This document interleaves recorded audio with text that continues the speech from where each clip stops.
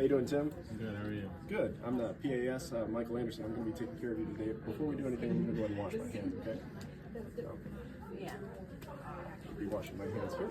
Do you know what day it is? It's the 14th of November. Oh, yeah, you got it. All right. Do you know where our current president is? Bless you. Joe Biden. Yeah. Do you know where you are? At the clinic. Yeah. Can you confirm your name and date of birth? Timothy Gray, February 3rd, 2000. Perfect. Okay. So those are a few things just to get us started, make sure my patient is who I think he is. I'll also checking to make sure he's awake, alert, oriented 3 times with no apparent distress. As I'm walking in, I can see he's not in apparent distress. He's well developed, well nourished, appears his stated age. So I would also check to make sure he's got normal gait, motor activity. Good hygiene is apparent from just meeting him, no bad breath or body odors. And then we will go ahead and begin our exam. Okay, so I'm performing my inspection here. I'm looking for any scars, striae, stretch marks, vein patterns, hair distribution. Does seem to be symmetrical on each side with no bald patches or anything of the sort. There's no lesions. Umbilicus, the contour location is within normal limits. No sign of umbilical hernia here. The contour of the abdomen does seem to be also within normal limits. Once again, symmetric, no masses, no tumors. We're gonna take a look at his stomach. We can see a little bit of peristalsis and rhythmic motion of the intestines. Since he's a thinner individual, we are able to see that on him. If we had access, we could use some tangential light if we needed to see it, but fortunately he is, once again, a thinner patient. You can kind of see pulsations of the aorta. So no venous abnormalities, masses, bulging flanks. He's absent of many bulging flanks. There's no telangiectasias. So moving on to the auscultation part of the exam, I'm going to auscultate all 4 quadrants, and I'm going to check the aorta and the renal arteries for bruits.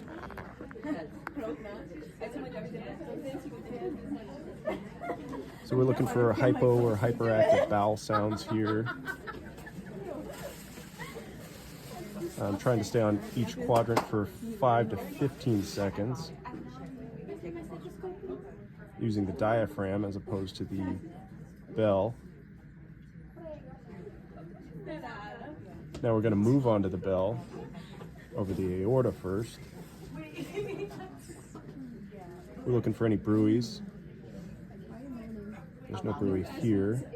We'll go ahead and check the patient's left renal artery here. And we're going to move on to the right.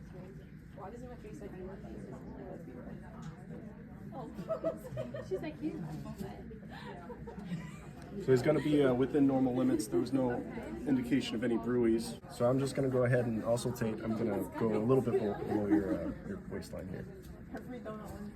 We're just listening for the femoral pulse here. We're going to do this bilaterally.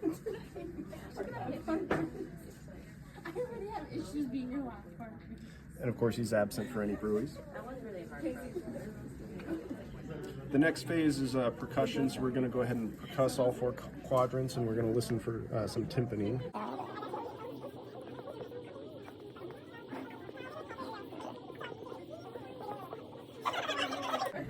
So my percussions are tympanic in each quadrant, so we can go ahead and move on.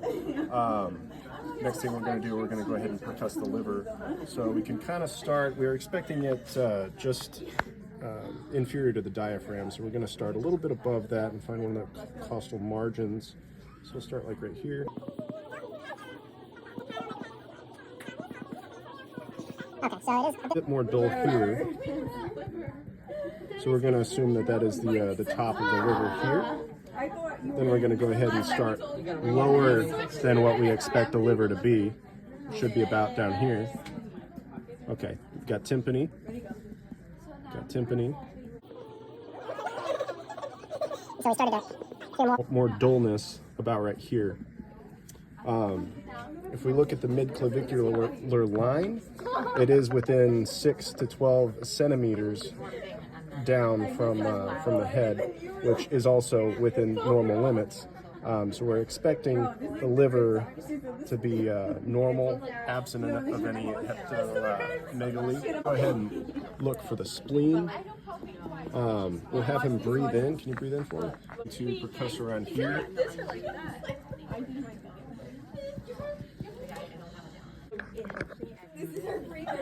Okay, with him breathing in, you can go ahead and breathe out. With him breathing in, it's still tympanic, and therefore it is absent of any splenomegaly. We'll also go ahead and do the hook test. So would you mind just, yeah, that's perfect actually, yeah, just lifting up a little bit. So I'm gonna push the back of him towards my hand, and then I'm going to feel in. So we're looking for any splenomegaly, and go ahead and breathe in for me. Okay, and we're unable to palpate the spleen. Okay, we're going to move on to palpation. So we're going to do light palpation first, which is one hand as opposed to two. So I'm going to start palpating your lower right abdomen here. Okay, and I'm going to move up. Of course, I'm looking at my patient's face, and I'm going to ask him, do you feel any tenderness, any pain? No? Okay. And I'm just going to go ahead and keep doing this until I've reached all 4. No pain? Okay. All right. Now we're going to go ahead and do deep palpation with both hands. Okay. So same thing. All right. Do you feel any pain? No. No? Okay. Move up to the... Any pain? No. Okay. Any pain? No. No? Okay. Any pain? Okay. Negative. So moving on, we're going to go ahead and percuss for CVA tenderness. Could you go ahead and move on to your side here? Perfect. So what I'm going to do is I'm just going to find about where his kidney should be, which is approximately right here. And it's a different method where you do this and you ask, Tim, do you feel any pain when I do this? Okay, so this is going to be negative for any CVA tenderness on his right side. Go ahead and flip over, please.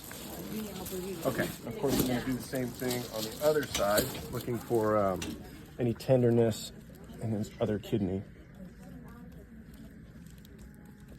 Any tenderness? Nope. Okay, so he's going to be negative CVA tenderness on both sides, which would indicate normal kidneys. Since it's an abdominal exam, we're going to look for things like hepatomegaly. So we're going to go ahead and do this hook here. I'm going to get under his rib. I'm going to ask you to breathe in, okay? Can you breathe in for me? Okay, any pain here? No. No? Okay, go ahead and release. Okay.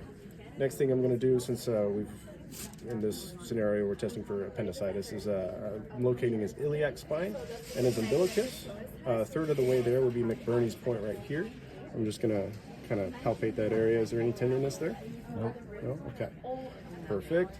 We're going to go ahead and try Robsing's sign here. So I'm going to press in on this area, kind of the other side of the colon, and then I'm going to ask him if there's any pain on release. Okay, so I'm going to release. Is there any pain? No. No. Okay, so he's negative for any pain there. All right, so we're going to go ahead and move on with our appendicitis tests here. We're going to check the obturator and the psoas sign. So I'm going to ask him, go ahead and straighten your legs real quick. Perfect. All right, so I'm going to put a little bit of pressure just on your leg when you try and raise that. Okay, so raise that right leg for me. Okay, is there any pain? No? Okay. This time I'm going to go ahead and raise your right leg here, and I'm just going to lightly kind of move it outward. Do you feel any pain? No. No? Okay. Go ahead and lower that. All right, those are 2 additional signs for appendicitis, and they're going to be negative then. So we're going to continue with our palpation. We're going to do light and deep palpation of the suprapubic region, kind of looking for any tenderness, okay? So I'm looking at my patient's face, and I'm going to ask you, do you feel any pain? Okay, so once again, deeper. Do you feel any pain here? No? Okay, so he's going to be negative for any abnormalities with the bladder. It's worth noting too that if he did have any major problems with this abdominal exam, or if he was of appropriate age, we would go ahead and do a colonoscopy or rectal exam on my end, but that we're going to completely forego that here for our purposes. Okay, so the next thing we're going to go ahead and assess is just to see if he has got ascites. Now, obviously, my patient does not have ascites, but this is part of the abdominal exam. I'm going to ask you to move your hand right here, put a little bit of pressure right there. I'm going to put my hand over here, and I'm going to go ahead and kind of percuss this side. And what I'm looking for is movement of that wave from one side to the other. And I'm not seeing a significant wave. He's going to be absent for ascites, which means he's probably got adequate liver function, among other things. We're going to move on to the cardiac portion of this exam. First, I'm going to start with inspection. Of course, I'm looking for any heaves, scars, abnormal pulsations. It's going to be negative for any of that. There's some slight striae on the arms, but not necessarily worried about that. So he's going to be well appearing. We're going to go ahead and move on to JVP. So for JVP, we're looking for pulsations that are different than the carotid. We can see here this little flicker. Would you mind turning your head to the left, please? Sure. Okay. It's a little bit easier to visualize if he turns his head. We can also check his radial pulse just to see if it matches. And if it matched, we would assume that was the carotid, but it does not match, and therefore we're considering that to be the JVP. So I'm going to use our little makeshift tools here. I'm going to find the sternal angle. I'm going to place that vertically. I'm going to find the top of the JVP. Let's take a look. It's approximately here. I'm going to hold this horizontally at the sternal angle.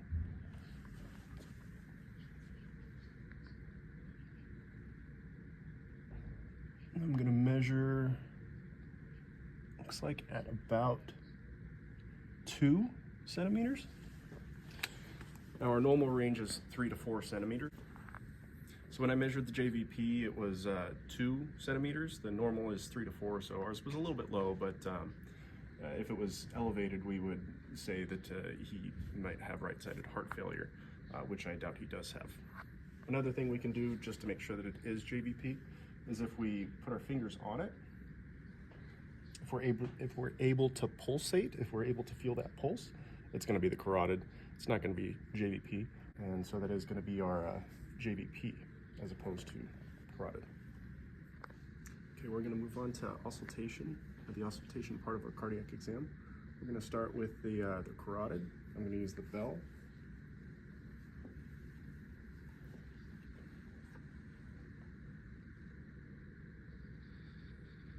Of course, I'm just looking for any bruits here. He's not going to have any bruits. So I'm going to move on to the second intercostal on the right side, looking for the aortic. So I'm going to find that second intercostal.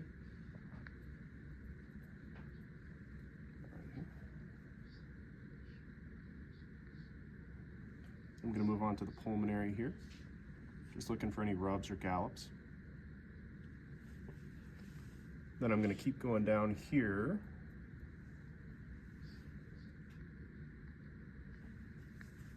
I'm just looking for the tricuspid now. Should be about in the fourth intercostal space here. We're going to move down kind of towards the nipple line where the fifth intercostal space is.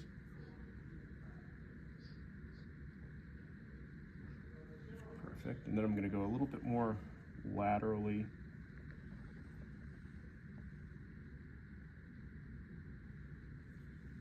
Kind of at the mid-clavicular line.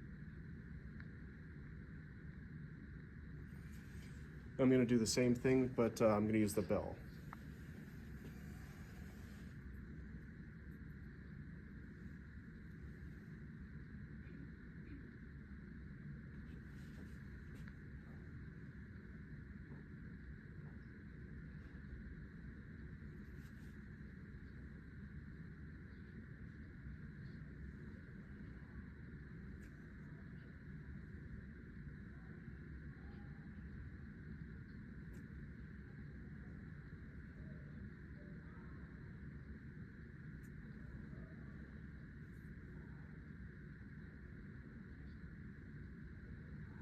Okay, so my patient's absent of any gallops, rubs, or bruits, diarms, which would be murmurs.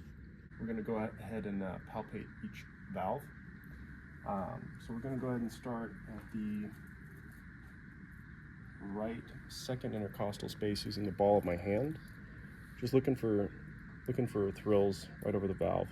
This is going to be right over the aortic valve. We're going to move over to this side, same thing, use the ball of your hand. It's a pulmonary valve here. We're going to go over the 3rd, 4th, and 5th intercostal spaces, about right here. Ball of my hand, where the ball of my hand is. And once again, looking for thrills. And even though we did the PMI already, we're going to go over here to the 5th intercostal space and just see if we can detect any thrills here. It's going to be the mitral valve. Okay. So no thrills were detected. My patient is within normal limits. We're going to go ahead and move into the left lateral decubitus, so if you wouldn't mind getting on your side there. We're going to go ahead and put my fingers on the 5th intercostal space to try and palpate that PMI. Should be right in here. And this is just the apex of the heart. All right, so we're continuing with our exam. We're going on to the pulmonary exam. So right now I'm looking for any signs of respiratory distress, any accessory muscle use. We're going to go ahead and look for trauma, lesions, of course, respiratory motion and signs of distress as mentioned. And we're checking posterior and anterior along the chest wall. We're going to go ahead and continue the palm exam, so we're going to go ahead and check for tenderness in these 3 areas bilaterally. Do you feel any tenderness? No. No? Okay. Then we're going to go for fremitus. Can you say 99? 99. Okay, perfect. We're going to keep going. Do you feel any? No. No? Okay. 99? 99. Okay. And then same here. You feel any tenderness? No. Okay. And then say 99? 99. Okay, perfect. Good. You go ahead and face that way for me. Okay, and here we have 8 areas, technically 4 on each side. So we're just going to do the same thing. Do you feel any tenderness here? No. No? Okay, perfect. Say 99 for me. 99. Okay, perfect. Go ahead. Nope. Okay, 99. perfect. All right. Nope. No? 99. Perfect. One more area. Okay. Say 99. 99. Perfect. Of course, we were looking for crepitus or tenderness that entire time as we were going through in each individual area bilaterally. So throughout that test, we're checking for crepitus. It should decrease as you get lower. We're also looking for consolidation, and we're checking to make sure the normal vibrations are throughout every time that he says 99. Okay, so here I'm going to ask him to breathe. We're looking for chest expansions, and we're going to do this anteriorly and posteriorly. And you can see that my thumbs are moving away from each other, which is normal. We've got the symmetrical expansion on each side. So we're going to do that same thing on the front. So we move away to the front. Perfect. And we're going to put hands on his ribs and thumbs straight up.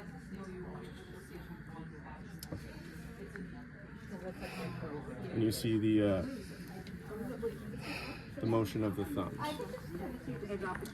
So my patient is healthy. They are expanding as they should be, moving away from each other symmetrically, which is exactly what we're doing. The next thing we're going to do is percussion. We're going to go ahead and look for normal resonance throughout the entire area, doing the step ladder approach. So we'll start with the apices up here.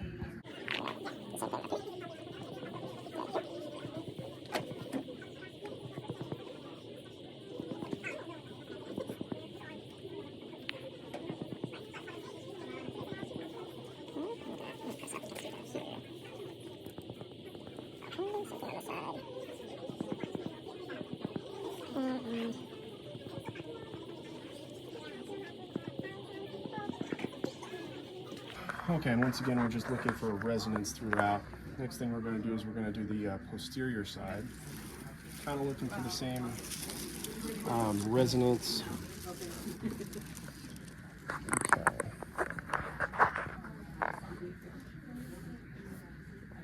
Let's go this way. Thank you. Okay. So as you can see, he kind of knows the drill here. We're looking to go between the scapulas, and he is holding his sides to give me more space here.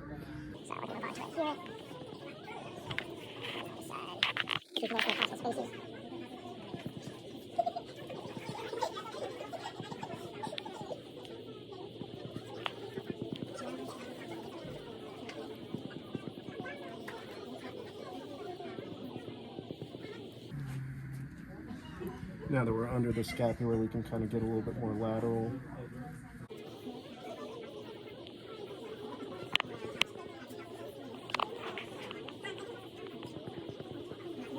So it's going to be normal resonance throughout. I was unable to locate any tympany or dullness, which is normal, within normal limits.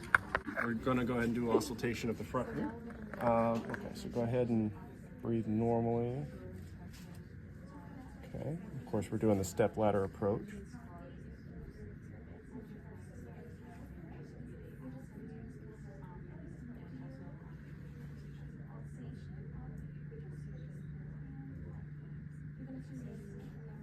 Go ahead and breathe.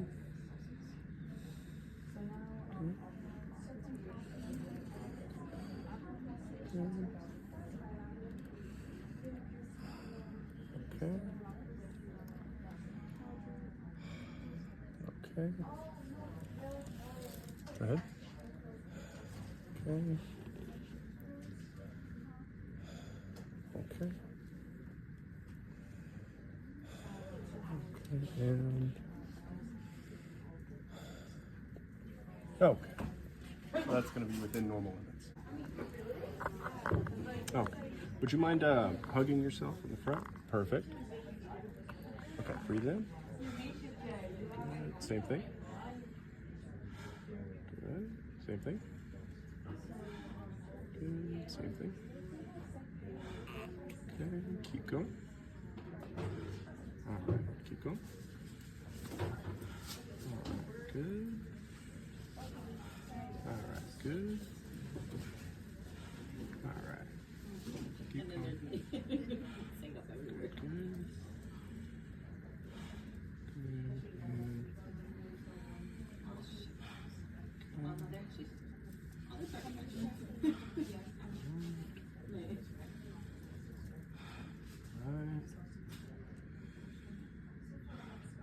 Okay. Well, once again, no crackles, rails, wheezes, and obviously no stridor. Got a healthy. Okay. So next thing we're going to do is the egophony. If there's consolidation, it's going to go from E to A. I'm going to go ahead and use a ladder approach here. Go ahead and hug yourself. Perfect. Okay. Go ahead and see E, E, E. Okay. Keep saying E, E, E. Okay. Keep going. E. Okay. Keep going. E. Okay. E. Good. Good. Same. E. Okay. Same thing. E. Okay. Same thing. E. Okay. Same thing. E. Okay. Same thing. E.